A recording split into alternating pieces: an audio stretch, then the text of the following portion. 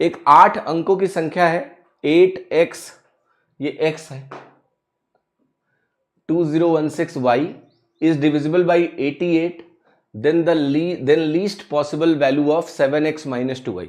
आपको 7x minus 2y की least possible value ढूंढनी है। तो सबसे पहले मुझे बताओ कि अगर ये नंबर है आपके सामने 8x2016y6, तो अगर कोई संख्या 88 से डिवाइड होती है तो ये संख्या 11 एंड 8 दोनों से डिवाइड होगी। 8 से जो डिविजिबिलिटी होती है उसके लिए हम देखते हैं आखिरी के 3 अंक, यानी आप ये कहोगे कि 6y6 जो है ये 8 से डिवाइड होना चाहिए। ऐसा पहला नंबर होता है 616। आप कहोगे सर आपको इतना जल्दी कैसे पता लग गया? कुछ लॉजिक ऐसे है बेटा कि देखो 608 से डिवाइड होता है, ये मुझे पता है। क्यों? क्योंकि 75 इंटू 8 जो होता है ना, ये 600 होता है। 75 इंटू 4 होता है 300। तो 600 जो होता है ये 8 से डिवाइड होता है। फिर मैं सोच रहा हूं कि ऐसा पहला क्या नंबर होगा जिसके अंत में 6 आएगा और 8 से डिवाइड होगा, क्योंकि ये 6y6 है ना, तो 6 यहां फिक्स है, 6 यहां फिक्स है। तो मैंने कहा अगला नंबर हो सकता है 608, तो ये तो चलेगा नहीं, अगला नंबर मिलेगा 616। तो इसलिए पहला नंबर 616 है। इसके बाद अगर आपको अगले नंबर देखने हो तो आप 40 जोड़ दो। 40 जोड़ोगे 656 मिलेगा, यहां भी ये 6 रहेगा, बीच में 5 आ जाएगा, और ये 696 भी अगला नंबर है, 40 जोड़ने से मिलता है। तो ये भी सेम प्रॉपर्टी है। तो y की जो पॉसिबल वैल्यूज है अगर आप ध्यान से देखो तो that is nothing but it can be either 1 और 5 और 9। अब मुझे देखना है कि लीस्ट पॉसिबल वैल्यू मुझे ढूंढनी है। ठीक है, नाउ अंडरस्टैंड दिस। अगर मैं y की वैल्यू को 1 ले लेता हूं, ठीक है, सबसे पहले देखो 11 से डिविजिबिलिटी खोजते हैं। तो 11 से अगर आपको डिविजिबिलिटी खोजनी है तो क्या करते हैं हम? अल्टरनेट प्लेस का सम लेते हैं।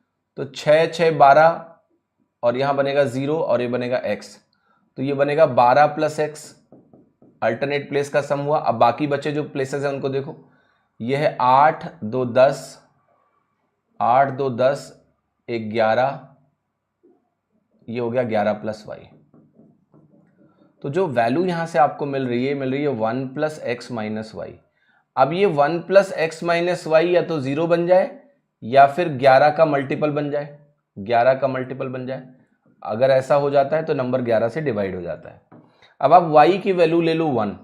अगर आपने y की वैल्यू को 1 ले लिया तो ध्यान से देखो, अगर मैंने y को 1 लिया तो मुझे x को 0 लेना पड़ेगा।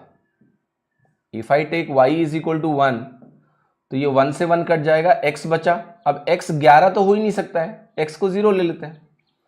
x सिंगल डिजिट का नंबर है, इट कैन बी 0, तो 0 और 1 बन गया। अब यहां से अगर आप 7x माइनस 2y की वैल्यू निकालें, x की वैल्यू 0 लेंगे तो 0 बनेगा -2, यानी आंसर आ गया -2।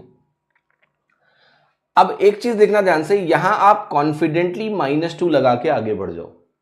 क्यों? देखो -2 मैंने वैल्यू जो कैलकुलेट करी है, अगर मैंने एक वैल्यू -2 निकाल ली है तो मिनिमम या तो -2 होगा या इससे भी और कम होगा, जो हो सकता है बाकी वैल्यूज पे संभव हो। जैसे मैं y की वैल्यू 5 ले लूं तो कुछ और वैल्यू आएगी, पर या तो वो -2 से नीचे आए, या तो वो -2 से नीचे आए तभी तो कोई और ऑप्शन सही होगा, पर -2 से नीचे कोई ऑप्शन दिया नहीं है। इसलिए यहां पर आप कॉन्फिडेंटली सी लगा दो और कुछ चेक करने की आवश्यकता आपको नहीं है। लेकिन आपका अब मैं होमवर्क क्रिएट कर रहा हूं, दैट इज होमवर्क 2। होमवर्क 2 जो आज का है वो ये है कि जो y की वैल्यू 5 है और जो y की वैल्यू एक और संभव है वो है 9, इन दोनों वैल्यूज पर भी आपको मुझे 7x माइनस 2y की वैल्यू निकाल के बतानी है कितनी होगी।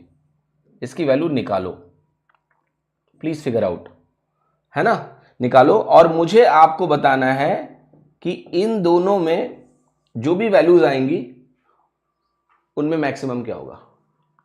पॉजिटिव में होता तो आंसर 8 होता, निकालोगे तब पता चलेगा ना। कैलकुलेट करो इसको।